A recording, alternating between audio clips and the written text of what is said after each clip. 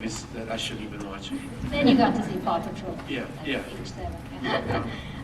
We're about the same age, and one thing that's always struck me about your career is how you dove into really showing the beauty and the horror, sort of normal life that you covered in your career: marriage, childhood, fatherhood, love, divorce, movies like Boyhood and the Beyond trilogy and all these films. Have you consciously chosen your roles at the stage of life you were in? Yeah. I don't know if it came out here, but last year I released a documentary about Paul Newman and Joanne Woodward. And what I did when I made that movie, because I was trying to, how do you make a movie about the life of a couple actors? And I know that there's a secret I have in my head that whenever I'm reading a script or thinking about a part, you're thinking about, can I contribute? And does this movie connect with me in any way? Is there some line that I would really like you to see? That there's some moment that would be really important and worth your time and that connects to me personally? And usually, sometimes it's just one line, sometimes it's the whole thing, sometimes it's one moment. And so when I was making that documentary, I tried to ask myself, why did they pick the part? Why did they do this movie? And it was strange how much it opened up. Oh, they were having a tough time in their marriage. This is a movie about marriage. And people think because actors play characters that the work isn't reflective of their inner life. And once you get past the point of just always, when you're just auditioning, you're just trying to get a job.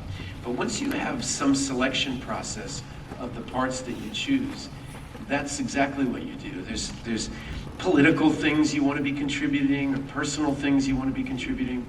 And I always am looking for a part to say, why would I make this movie this year?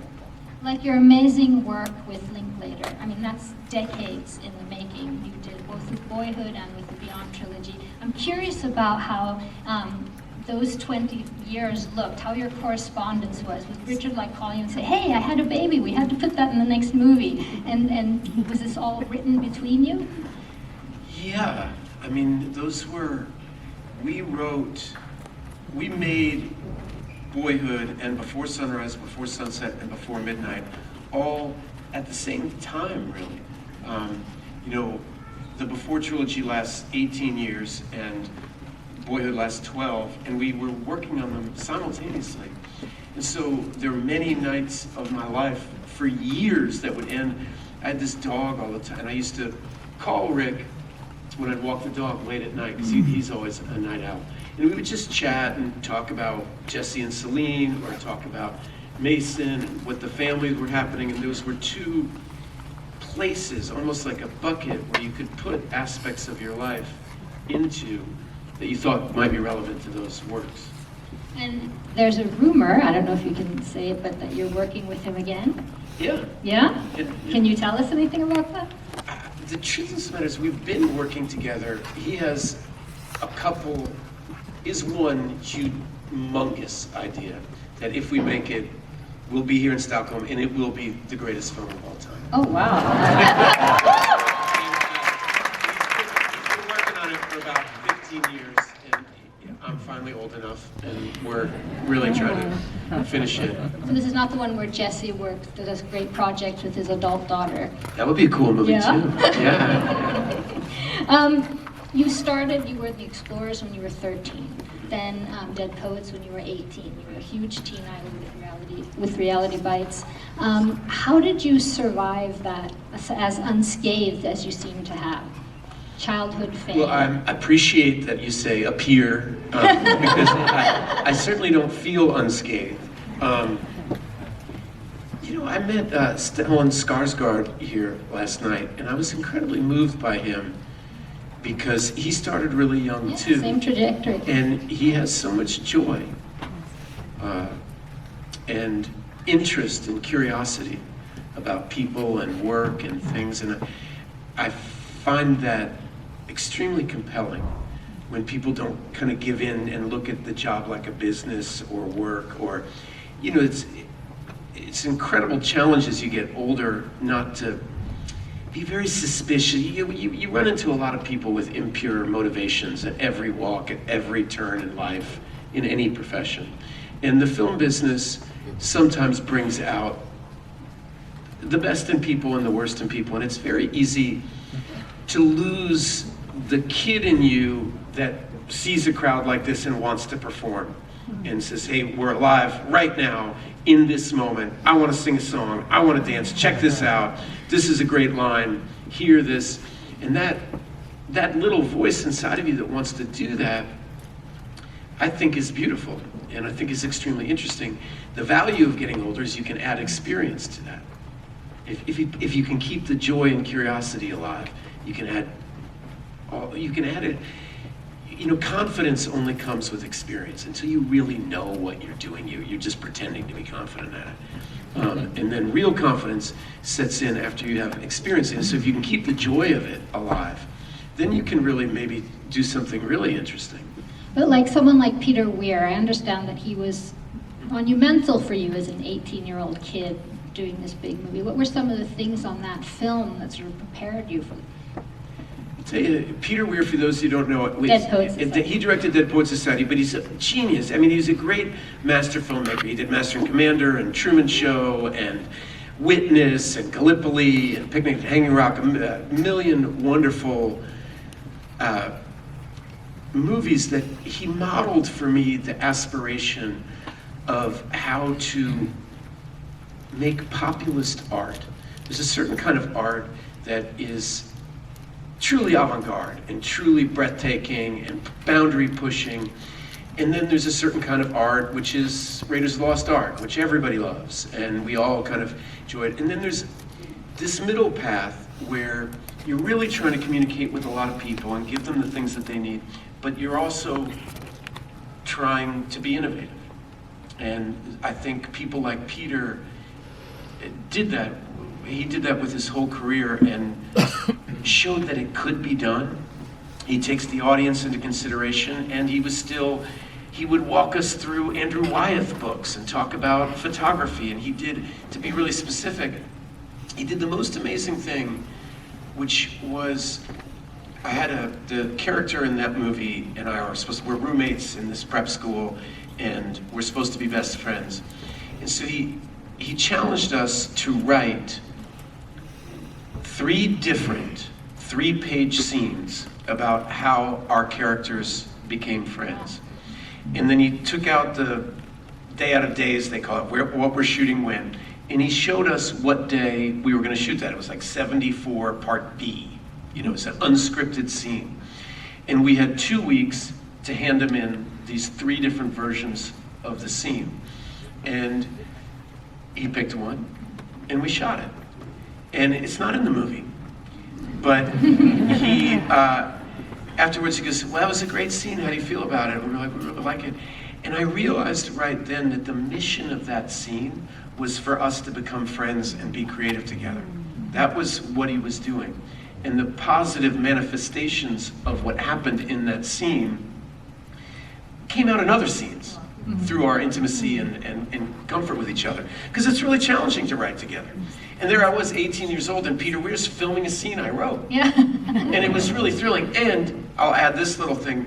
3-4 years later, they were showing the movie on public television, you know. And he called us up and he said, they made me make the movie 4 minutes longer, so your scene's in. And we tuned in and we watched it that night. We couldn't believe it. There it was. Amazing. And you've dived into so many different things, and you've authored, you've written novels and music, and started very young. But how are you at criticism? To other people's work? No, to your own. I am an old-fashioned actor. I like attention, and I like to be loved. I like that attention to be positive. I admire so much, you know, like when you see a real punk rock show and you see Patti Smith come out there and scream at the audience and, you know, wail sobs and move people in these ways that really make people uncomfortable. I admire the hell out of it. And every now and then I have the guts to do it. But as soon as I do it, I'm like, didn't you like it? You know? It's really, it's a form of physical torture. Yeah. To want, when you choose a life of an actor, you choose it because you really want to make people happy, but you also understand that that's a rather insipid goal. That people need more from art than to be happy. You know, I remember my favorite negative, my mother and I, when I was growing up, she loved this film critic. Her name was Pauline Kael, and she loved this film critic. And so we would always go see a movie and then afterwards read what Pauline Kael wrote about it at the dinner table. And invariably, my mother never agreed with Pauline Kael, but she just loved the smart things. And sure enough, Pauline Kael reviewed Dead Poets Society, right? So this is really an exciting moment. We bust out the New Yorker, and there it is, a review. And one of the lines in it, she says, if I see another movie that makes me feel good about myself, I'm going to take a handgun and blow my brains out. And I just loved it. And I know what she means. You know, I mean, you want movies to do more than they should do more than make you feel good about yourself. They should, you know. But it's a very hard dance to want to be liked and want to make meaningful, substantive, challenging art with your life. Well, you certainly have. I want to talk a little bit about your process as an actor. I've heard that you like to have your pockets full, literally, when you're in character. Is that true? Only something. You say these things once, and you so regret it. You know, you so regret it. There are certain. It drives me crazy. For example, you go see a movie and somebody says the line is, "Oh, can I have your car keys?" Right? And the person goes, "And there's the car keys." Like, I mean, I have to look for my car keys. Yeah. You know? And then you pull them out, and there's like matches and gum, and you know. And I remember reading something. It was in a cop thing where about how much you can tell about a deceased person by what's in their pockets. Oh, wow. And so I started thinking, well, right, what would my character have? That really would tell you a lot about who they were. And it's really a game that you're playing with yourself as a performer, that you want to believe yourself. Because how am I going to convince you Chet Baker, John Brown, or these other characters if I don't believe myself that I'm them? Mm-hmm. And so you want to be as complete and real a human being in front of the camera, in front of the stage, as you can possibly be to fill out your imagination. Does that make sense? Right, it says something. But there's some people that don't have anything in their pockets, and then that'd be right for that character. So what do you have in your pockets now? To be I have broken glass. Oh no, that does not sound good. It was somebody just gave me this outfit, and I really liked nice, it, yeah. and so there's nothing in my pockets at all. Okay, well, I'm a mannequin of a person. you look very nice. I want to talk to you about another movie that you have here, actually, the Almodovar movie, Strange Way of Life. If you guys have to go out and get to see this movie. He talks about that 20 years ago, he was actually going to make, and was offered to make Brokeback Mountain, that Ang Lee eventually made. What has he brought to this? Because he says that this is his version. He's a great artist, and I don't know what he would say. So what do you think he brought to it, is what I'm saying? I think he has been a leader in the queer movement before it was cool, you know? I mean, this is his life's work, and his energy is about celebration of all of us as individuals and celebrating what is unique about us and not living in judgment of other people. This is very important to him, and I would suspect that there's a large part of him that doesn't like to see a lot of what is called gay cinema, or stories of particularly men who are in love with each other. They end in tragedy. And I've heard him talk about going to see movies and read books about men in love with each other and how often they end in some brutal killing or some.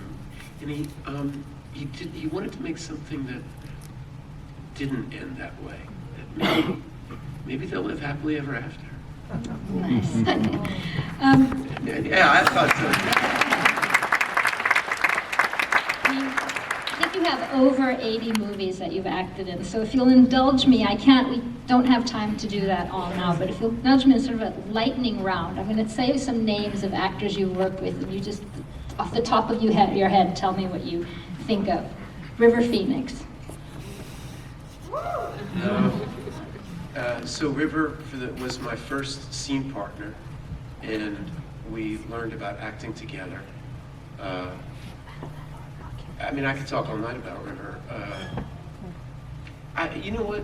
I'll try to be quick. I'm getting this Lifetime thing. It really breaks my heart. It breaks my heart. It didn't get to live, and I remember when we were young, I thought that there was something. This is going to sound awful, but when you're young, you have a romance around. You hear these expressions: "Live fast and die young," and you hear this, and it's just a joke. Living is so amazing, and that's what we're here to do. And I feel so sorry. I would love for him to get this prize, and to be here, and the work that he would have done, and the relationships he would have had, and the ways in which he would have. He was the first person of my generation to be fully actualized artist. He, at 21, My Own Private Idaho is the work of a real actor artist, and none of us had done that yet.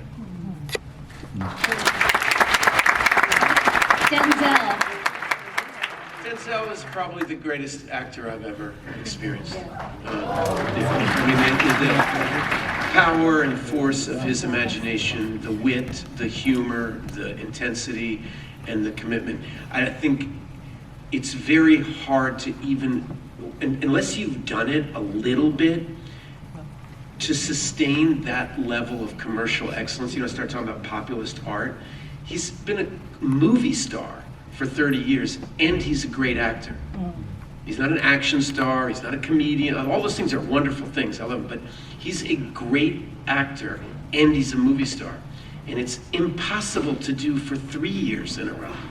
And to do it for 30, and to carry the burden of race, of what that kind of trip and the agenda that puts on other people. He's carried it seemingly without any effort. Well, you're doing a pretty good job. No, too. thanks. Okay, two more here. Robin Williams. Robin Williams is, he was a comic genius. It was incredibly difficult to be in the same room with him. I mean, if he was here right now, you can't imagine. He would be literally, the molecules in his body would be bouncing off the whole edge of the stage, and we would all be wetting ourselves, And that's a heavy burden. That's a heavy burden. But so, yeah, he got me my first agent. Oh, really? Yeah. So I'm forever grateful. Maya Hawke.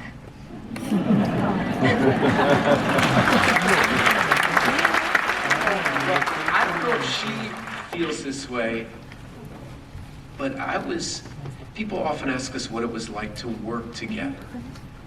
And particularly when we were starting, people say, "Are you nervous about working with your daughter?" And I think they would ask her, "Are you worried about?"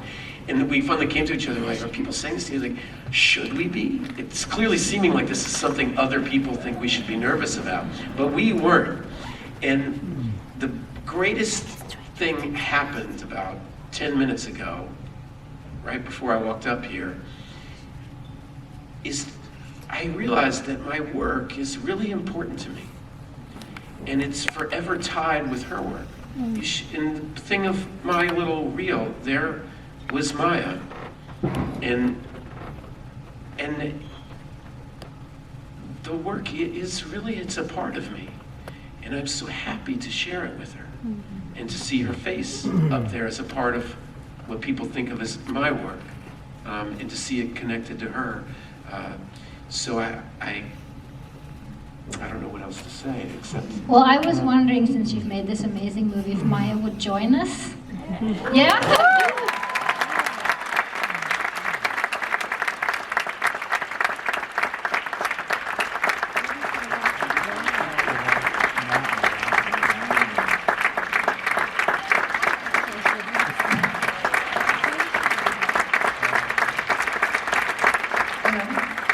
I figured out something you didn't, which is you have to turn it on. I showed my age.